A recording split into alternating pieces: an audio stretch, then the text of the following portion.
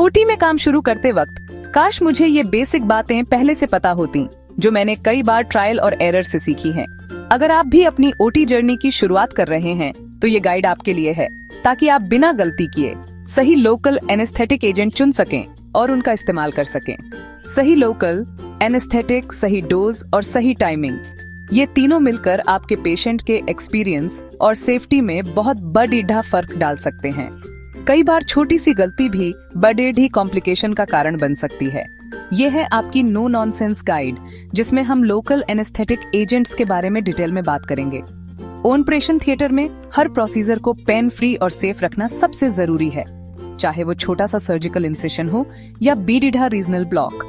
Minor surgeries, dressing, suturing या regional blocks, इन सब के लिए लोकल एनेस्थेटिक्स आपके सबसे भरोसेमंद साथी हैं। सही जानकारी से आप पेशेंट को दर्द से बचा सकते हैं और खुद को कॉन्फिडेंस दे सकते हैं। सबसे पहले बात करते हैं लिग्नोकेन की, जिसे ज़ाइलोवकेन भी कहा जाता है। ये सबसे कॉमनली यूज होने वाला लोकल एनेस्थेटिक है, खासकर माइनर प्रोसीजर्स और इमरजेंसी सेटिंग्स में। लिग्नोकेन की खासियत है कि ये बहुत जल्दी असर करता है, सिर्फ 2 से 5 मिनट में।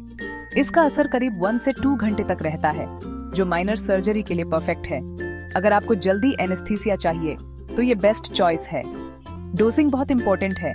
बिना एड्रेनालिन के 3 to 5 मिलीग्राम्स पर किलोग्राम से ज्यादा न दें। अगर एड्रेनालिन मिलाया है तो 7 मिलीग्राम्स पर किलोग्राम तक जा सकते हैं, लेकिन इससे ज्यादा कभी न दें। ओवरडोज से टॉक्सिसिटी का रिस्क बढ़ जाता है।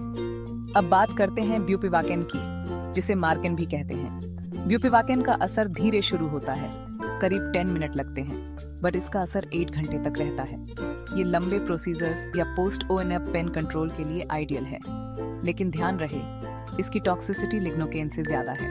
ब्यूपिवाकेन की मैक्सिमम सेफ डोज 2.5 मिलीग्राम्स पर किलोग्राम है। इससे ज्यादा देने पर हार्ट और नर्वस सिस्टम पर सीरियस साइड इफेक्ट्स हो सकते हैं। हमेशा डोज कैलकुलेट करके ही दें। तीसरा एजेंट है रोपिवाकेन। ये ब्यूपिवाकेन जैसा ही है, लेकिन हार्ट पर कम टॉक्सिक है, इसलिए एपिड्यूरल और बच्चों में ये ज्यादा सेफ माना जाता है।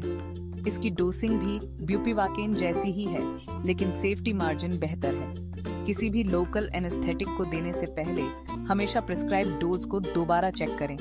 डबल चेकिंग से ही गलत डोज देने की गलती रोकी जा सकती है। अपने फील्ड को हमेशा स्टेराइल रखें और पेशेंट की एलर्जी हिस्ट्री जरूर चेक करें। कई बार लोकल एनेस्थेटिक से एलर्जी या रिएक्शन हो सकता है, जो जानलेवा भी हो सकता है। इमरजेंसी इक्विपमेंट जैसे क्रैश कार्ट, ऑक्सीजन और डिफिब्रिलेटर हमेशा तैयार रखें। कभी भी कोई रिएक्शन या कार्डियक इवेंट हो सकता है। इंजेक्शन देने से पहले हमेशा एस्पिरेट करें, ताकि दवा गलती से ब्लड वेसल में न चली जाए। इससे एक्सीडेंटल इंट्रावास्कुलर इंजेक्शन और टॉक्सिसिटी का रिस्क कम होता है। ओवरडोज या गलत टेक्निक से पेशेंट को सीजर्स, लो ब्लड प्रेशर या कार्डियक अरेस्ट तक हो सकता है। इसलिए पेशेंट की मॉनिटरिंग हर वक्त जरूरी है। ये नॉन नेगोशिएबल है। इन बेसिक्स को मास्टर करें तो आप न सिर्फ पेशेंट को सेफ रखेंगे, बल्कि अपनी टीम का भरोसा भी जीतेंगे। एक स्मूथ और सेफ ओटी एक्सपीरियंस हर किसी का सपना होता है, और ये आपके हाथ में है।